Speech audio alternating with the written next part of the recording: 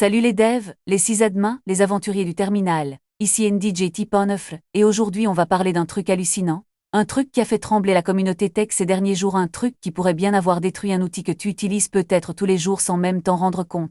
Je parle de R5. Accroche-toi parce que le chiffre que je vais te balancer va te glacer le sang. 4 milliards. Oui, tu as bien entendu. 4 milliards de fichiers auraient potentiellement été effacés ou corrompus à cause d'un bug lié à une IA, et cette IA c'est Claude. Oui, le Claude d'Anthropic, celui qui devait révolutionner la façon dont on code, celui qui devait booster notre productivité par 10 et bah il a tout pété. Mais attends, qu'est-ce qui s'est passé exactement? Parce que là t'es en train de te dire, NT-Pon9, t'es en train de me parler d'un truc qui a l'air grave mais je comprends rien. Laisse-moi te planter le décor. 5. Pour ceux qui débarquent, c'était l'outil de synchronisation de fichiers en ligne de commande. Un truc ultra puissant, ultra fiable, utilisé par des millions de devs, des startups flow géants du cloud. Tu veux copier des fichiers entre deux serveurs? 5.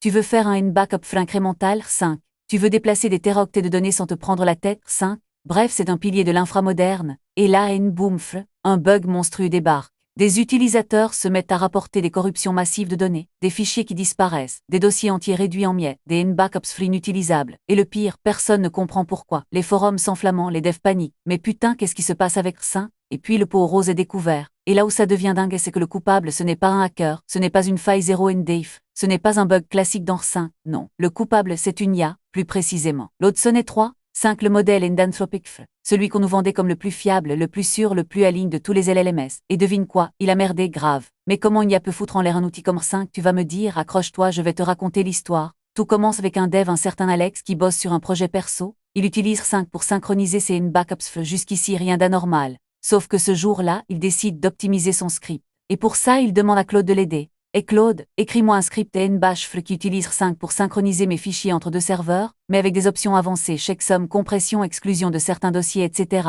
Rien de fou, juste un petit script bien propre, comme tu pourrais le faire toi-même. Sauf que Claude, lui, il a décidé de sortir son côté artiste. Au lieu de pondre un script simple et efficace, comme il l'a fait des milliers de fois avant, il a inventé une syntaxe qui n'existe pas, une syntaxe qui a tout cassé. Dans le script généré, Claude a écrit quelque chose comme « Rien de choquant à première vue, non, sauf que c'est une syntaxe inventée, elle ressemble à du shell, elle a l'air valide mais R5 ne la comprend pas, et quand 5 rencontre une option qu'il ne connaît pas, il l'ignore, sans prévenir, sans erreur, il fait juste rien. Du coup, au lieu d'exclure les fichiers et le dossier, R5 les synchronise. Et si jamais il y a un conflit de fichiers, une erreur de permission, ou un problème réseau, boomf, corruption, effacement, désastre, mais attends, ce n'est pas tout. Parce que là où ça devient encore plus fou, c'est que ce script a été partagé massivement. Des devs l'ont copié, adapté, utilisé dans leur propre projet. Des scripts automatisés se sont mis à tourner en boucle, en arrière-plan sans surveillance. Et chaque fois qu'ils rencontraient un fichier ou un dossier, R5 les écrasait, sans prévenir, sans backup résultat. Des milliers de machines affectées, des serveurs de prod à genoux, des backups inutilisables, des équipes en mode crise. Et le pire, personne ne comprenait d'où venait le problème. Parce que R5, lui, il ne criait pas erreur, il faisait juste son boulot, mal, très mal. Et le plus hallucinant dans cette histoire, c'est que Claude n'a jamais été formé sur R5. Enfin, si mais mal. Les modèles d'IA comme Claude sont entraînés sur des millions de lignes de code, des docs, des forums, des tutoriels, mais ils n'ont pas la logique. Ils ne comprennent pas ce qu'ils écrivent. Ils imitent, ils devinent, et parfois ils inventent. Dans ce cas précis, Claude a mélangé deux syntaxes, celle des globe and shelf et celle des options R5. Résultat, un hybride monstrueux, plausible mais faux, qui a déclenché un cataclysme. Mais attends, ce n'est pas fini, parce que là où ça devient encore plus dingue, c'est que ce bug aurait pu être évité facilement. Comment? Avec 2 secondes de vérification humaine. Un simple aurait suffi. Un aurait montré que prend une chaîne. Pas une liste entre accolades. Mais non, l'IA a parlé. Les devs ont écouté, et tout a brûlé. Alors, quel est le bilan des centaines de milliers de fichiers corrompus? Des heures de travail perdues, des entreprises en panique, et surtout une confiance ébranlée. Parce que si Claude peut déconner royalement sur un truc aussi basique que R5, que se passera-t-il quand il générera du code critique?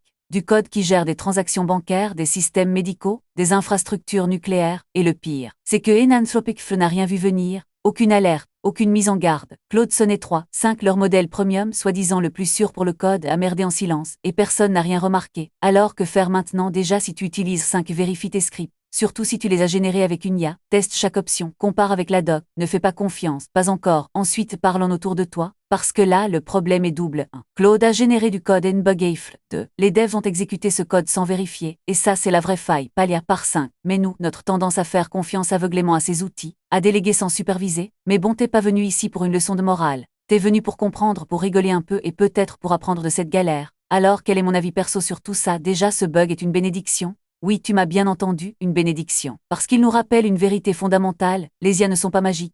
Elles sont puissantes, utiles, révolutionnaires, mais elles peuvent se planter gravement, et si on ne fait pas gaffe, ça peut faire très mal. Ensuite, R5 n'est pas mort, loin de là, c'est toujours un outil incroyable. Mais maintenant, il faut l'utiliser avec encore plus de précaution. Teste tes scripts, vérifie tes logs, fais des backups, sois parano, et surtout ne laisse pas une IA écrire ton code critique sans supervision. Jamais. Parce que même si Claude Sonnet 3.5 est le meilleur modèle du marché aujourd'hui, il a merdé. Et il merdera encore. Alors que retenir de cette histoire 3 chaud 1. Les IA sont des outils, pas des dieux. Elles peuvent se tromper, elles peuvent détruire. 2 R5 est puissant mais dangereux si mal utilisé. Vérifie toujours tes commandes. 3. La prochaine fois que tu demandes à une IA de générer le code, relis, teste, valide. Et sinon moi je continue à utiliser Claude. Pourquoi? Parce que c'est quand même un endgame changer. Mais je fais gaffe, je vérifie, je teste. Parce que la tech c'est comme la vie, si tu fais pas gaffe ça peut te péter à la gueule. Alors toi tu fais quoi maintenant? Tu vas réviser tes scripts R5? Tu vas arrêter de faire confiance aveuglément aux IA? Ou tu vas attendre que le prochain bug te tombe dessus? Dis-moi tout en commentaire. Et like si tu as appris quelque chose. Partage à tes potes dev parce qu'ils ont peut-être utilisé ce script sans le savoir. Et abonne-toi. Parce que la prochaine fois,